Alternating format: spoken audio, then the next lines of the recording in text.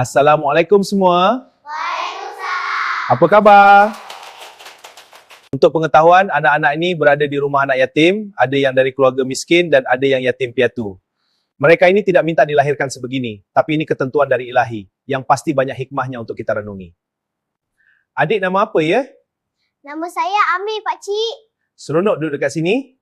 Bagi mereka, hidup ni perlu diteruskan walau apa yang berlaku di sekeliling mereka bersama kawan-kawan inilah menjadi keluarga besar mereka.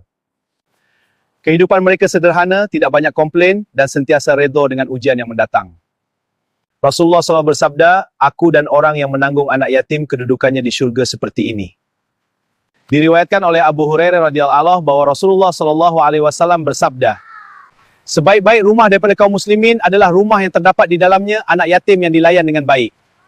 Manakala seburuk-buruk rumah daripada kaum muslimin adalah rumah yang di dalamnya terdapat anak yatim yang disakiti. Hari ini diorang berbuka apa ya, cikgu? Berbuka petang ni ada menu istimewa, Encik. Wow, menarik tu. Jom kita ajak anak ni bersini untuk buka puasa. Ya, jom Encik, kita ke dalam makan. Sebelum kita makan berbuka puasa ini, marilah kita mengucapkan syukur kepada Allah yang mencukupkan rezeki kita ini. Alhamdulillah. Dan juga para penyumbang kepada rumah kebajikan yang sentiasa menyayangi kita semua.